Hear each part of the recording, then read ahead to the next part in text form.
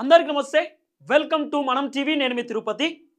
జగ్గుబాయ్ దెబ్బకు MLC Kalvakuntla Kavitha BRS party నుండి out అనే చర్చ బలంగా వినబడుతున్నది.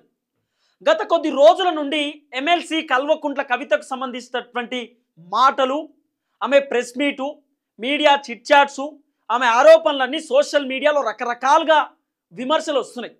రకరకాలుగా ట్రోలింగ్ అయ్యేటటువంటి కార్యక్రమం కూడా కనబడుతున్నది. ఎమ్మెల్సీ కల్వకుంట్ల కవిత ఎందుకు వివాదాలకు కేర్ ఆఫ్ అడ్రస్ అవుతున్నది? ఇప్పుడు కవిత బీఆర్ఎస్ పార్టీలో ఉందా లేదా అనేది కూడా పెద్ద క్వశ్చన్ మార్క్ లెక్కనే కనబడుతున్నది. కవిత ఆమె తెలంగాణ జాగృతికి సంబంధించినటువంటి వ్యవహారంలో బిజీగా ఉన్నారు. ప్రెస్ మీట్లు పెడతా ఉన్నారు. రకరకాల బిజీ షెడ్యూల్లో ఉన్నారు.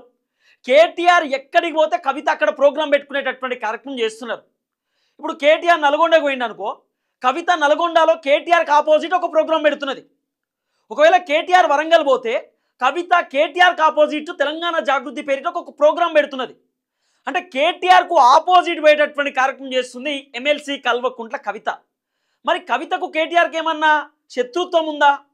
మరి వాళ్ళు ఏమన్నా దూరమైనటువంటి వ్యక్తులా అంటే కాదు, సొంత అన్న చెల్లెళ్ళు, బీఆర్ఎస్ పార్టీకి సంబంధించినటువంటి కీలకమైనటువంటి వ్యక్తులు. అయితే కవిత మొన్న ప్రెస్ మీట్లో కొన్ని కీలకమైనటువంటి వ్యాఖ్యలు చేసింది. కవిత వ్యాఖ్యల కంటే ముందు అసలు ఏం జరిగిందనేది మనం మాట్లాడుకుంటే, జగ్గుబాయ్ ఒక ఇంటర్వ్యూలో ఉన్నాడు. జగ్గుబాయ్ ఒక ఇంటర్వ్యూలో ఉన్నటువంటి నేపథ్యంలో ఒక యాంకర్ జగ్గుబాయ్ని అడుగుతాడు, ఎమ్మెల్సీ కల్వకుంట్ల కవిత రకరకాలుగా విమర్శలలో ఉంటా ఉంది, ఆమె రకరకాలుగా బీఆర్ఎస్ పార్టీ పైన విమర్శలు చేస్తూ ఉంది, నాయకులను తిడతా ఉంది, నాయకులను టార్గెట్ చేస్తూ ఉంది, కేటీఆర్ని టార్గెట్ చేస్తూ ఉంది. కేసీఆర్ మంచోడు కానీ కేసీఆర్ చుట్టూన్నటువంటి వాళ్ళందరూ కూడా దయ్యాలు భూతాలు అనేటటువంటి తరహాలో మాట్లాడుతూ ఉంది. మీరు ఎట్లా మాట్లాడతారు, ఏం స్పందిస్తారు చెప్పండి అని చెప్పి జగ్గుబాయ్ని అడుగుతారు. జగ్గుబాయ్ అంటే ఎవరో కాదు, సూర్యాపేటకు సంబంధించినటువంటి ఎమ్మెల్యే జగదీశ్వర్ రెడ్డి. మరి నువ్వెట్లా జగ్గుబాయ్ అంటావు అని చెప్పి నన్ను అడగవచ్చు. నేను జగ్గుబాయ్ అంటలేను. బీఆర్ఎస్ పార్టీ సోషల్ మీడియాలోనే వాళ్ళే జగ్గుబాయ్ అని చెప్పి పెట్టుకుంటా ఉన్నారు. వాళ్ళే జగ్గుబాయ్ గట్టి కౌంటర్ అని పెట్టుకుంటా ఉన్నారు. జగ్గుబాయ్ రియాక్షన్ అని పెట్టుకుంటా ఉన్నారు. అంటే జగదీశ్వర్ రెడ్డిని ఫైర్ బ్రాండ్ లేక ఒక జగ్గుబాయ్ అనేటటువంటి తరహాలో వాళ్ళు పేర్లు పెట్టుకునేటటువంటి కార్యక్రమం చేస్తారు. సో అన్ని సోషల్ మీడియాలో జగ్గుబాయ్ అనేటటువంటి ఒక ట్రెండింగ్ నడుస్తుంది కాబట్టి జగ్గుబాయ్ అంటున్నా. అయితే జగదీశ్వర్ రెడ్డి ఇంటర్వ్యూ నడుస్తున్నటువంటి నేపథ్యంలో ఒక యాంకర్ అడుగుతాడు, సార్ కవిత మీ పైన రకరకాలుగా మాట్లాడుతూ ఉంది, విమర్శలు చేస్తూ ఉందంటే జగ్గుబాయ్ చెప్తాడు, కవిత గురించి మాట్లాడడం టైం వేస్ట్, అసలు ఆమె గురించి మాట్లాడడం కూడా నాకు పెద్దగా బేస్లెస్ అనిపిస్తుంది, టాపిక్ వద్దు తీయకండి, మేము ఆమె మాట్లాడిన మాటలు పట్టించుకుంటలేం, ఆమె చేస్తున్న వ్యవహారం పట్టించుకుంటలేం, అసలు ఆమెను మేము పట్టించుకుంటలేం, ఆమె సబ్జెక్ట్లో మేము లేము, మేము అధికార పార్టీ అరాచకాలపైన మాట్లాడుతున్నాం, జనాల గురించి మాట్లాడుతున్నాం, ప్రభుత్వాన్ని ప్రశ్నిస్తున్నాం తప్ప కవితతోటి మాకేం పని అని చెప్పి జగ్గుబాయ్ చెప్పిండు. తర్వాత కవిత గురించి పాజిటివ్ కూడా మాట్లాడిండు. మధ్యలో కవిత ఒకేలా బార్డర్ దాటితే, లైన్ దాటితే, బీఆర్ఎస్ పార్టీ లైన్లో లేకపోతే ఖచ్చితంగా పార్టీ చర్యలు తీసుకుంటుందంటూ కూడా జగ్గుబాయ్ మాట్లాడేటటువంటి కార్యక్రమం చేసిండు. తర్వాత జగదీశ్వర్ రెడ్డికి సంబంధించినటువంటి ఇంటర్వ్యూ అయిపోయిన తర్వాత ఎమ్మెల్సీ కల్వకుంట్ల కవితక్క ఒక ఇంటర్వ్యూ పెట్టిందంట. ఒక ఇంటర్వ్యూ పెట్టినప్పుడు కొంతమంది జర్నలిస్టులు అడిగినారు, కవిత గారు మొన్న జగదీశ్వర్ రెడ్డి గారు ఆయన ఒక మీడియా ఛానల్లో కవిత గురించి మాట్లాడడం టైం వేస్ట్ అన్నాడు, మీరు ఎట్లా చూస్తారండి జగదీశ్వర్ రెడ్డి మాట్లాడినటువంటి మాటలని చెప్పి కవితను అడిగినారు. అప్పుడు కవితక్క ఏం చెప్తుంది జగ్గుబాయ్ని ఉద్దేశించంటే, జగదీశ్వర్ రెడ్డికి తెలంగాణ ఉద్యమానికి సంబంధం ఏంది, నేను పెద్ద వ్యక్తిని, నేను పెద్ద వ్యక్తులు అంటే మరి కొమ్ములు గిట్లున్నా ఏమో మనకు తెలియదు కానీ నేను పెద్ద వ్యక్తిని, పెద్దోళ్ళం మేము పెద్దోళ్ళు అట వీళ్ళు, మరి ఏం పెద్దోళ్ళే అర్థం కాలే, మరి వీళ్ళు పెద్దోళ్ళు ఎట్లనో మనకు అర్థం కాలే, అంటే కేసీఆర్ కేటీఆర్ మేమంతా పెద్దోళ్ళం, వీళ్ళకి ఏం తెలుసు, జగదీశ్వర్ రెడ్డి ఉద్యమానికి సంబంధం ఏందనే తరహాలో కవితక్క మాట్లాడింది. కవితక్కకు తెలియదేమో, కవిత 2006లో వచ్చింది తెలంగాణ ఉద్యమానికి. జగదీశ్వర్ రెడ్డి 2001లో ఉన్నటువంటి వ్యక్తి, తెలంగాణ ఉద్యమకారుడు ఆయన. కేసీఆరే చెప్పిండు పలు సభలలో, జగదీశ్వర్ రెడ్డి లేనిది నాది ఏ సభ ఉండదు, జగదీశ్వర్ రెడ్డి లేనిది ఏ మీటింగ్ ఉండదు, జగదీశ్వర్ రెడ్డి 2001 నుండి నా తోటి ఉన్నటువంటి వ్యక్తి, ఉద్యమంలో ఉన్నటువంటి వ్యక్తి అనేటటువంటి మాట కేసీఆర్ చెప్పినటువంటి మాటే. మరి కవితక్క ఆ మాటను మర్చిపోయిందో ఏమో.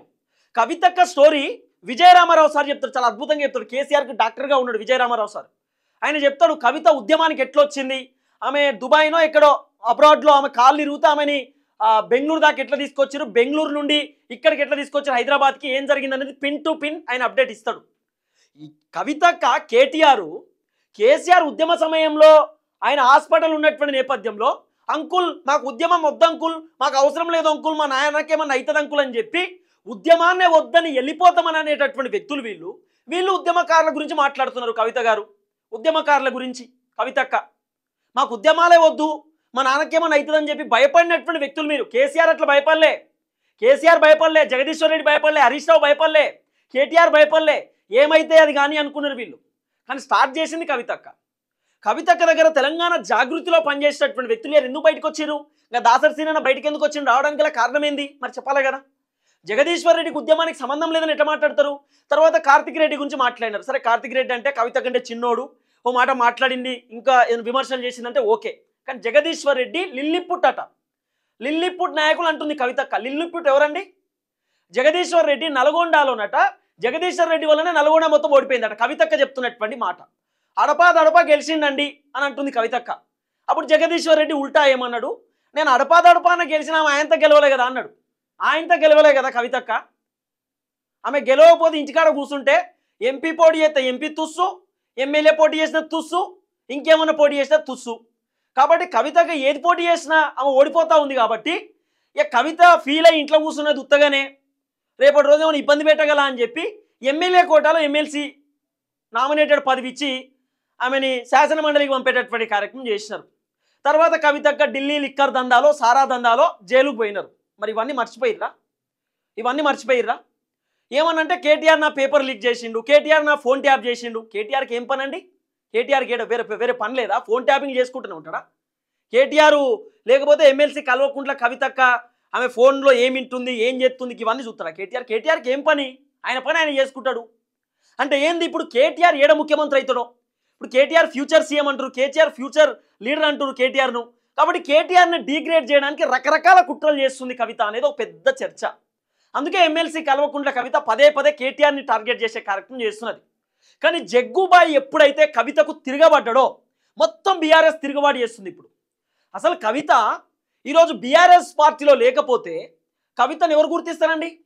బీఆర్ఎస్ పార్టీ లేకపోతే కేసీఆర్ వాళ్ళ కూతురు అనే పేరు కవితకు లేకపోతే who is Kavita? Who is Kavita? అంతే కదా. చాలా మంది జనాలు అంటున్న మాట అదే. కేసీఆర్ అన్న వ్యక్తి లేకపోతే వీళ్ళందరూ ఎవరు? కవిత కూడా అదే మాట అన్నది.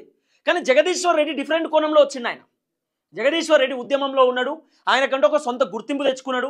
ఈ క్రైసిస్లో కాంగ్రెస్ అధికారంలో ఉంది. ఈ క్రైసిస్లో బీఆర్ఎస్ వాళ్ళు ఎక్కువ మాట్లాడతలేరు తెలుసా? బీఆర్ఎస్ పార్టీ మాజీ ఎమ్మెల్యేలు, మాజీ ఎంపీలు, మాజీ మంత్రులు, మాజీ ఎమ్మెల్సీలు, ప్రజెంట్ ఎమ్మెల్యేలు నోరు మెదుపుతలేరు. జగ్గుబాయి క్వశ్చన్ చేస్తున్నాడు, జగ్గుబాయి బయటకు వస్తున్నాడు, కాంగ్రెస్ని ముప్పతిప్పల పెడుతున్నాడు, కాంగ్రెస్కి సుక్కలు చూపిస్తున్నాడు జగ్గుబాయి. జగ్గుబాయి అంటే ఎవరో కాదు, సూర్యాపేట ఎమ్మెల్యే జగదీశ్వర్ రెడ్డి. ఆయన సుక్కలు చూపిస్తున్నాడు, ఆయన గట్టిగా మాట్లాడుతున్నాడు, గట్టిగా విమర్శలు చేస్తున్నాడు కాంగ్రెస్ పైన, కాంగ్రెస్ ప్రభుత్వాన్ని ముప్పతిప్పల పెడుతున్నాడు.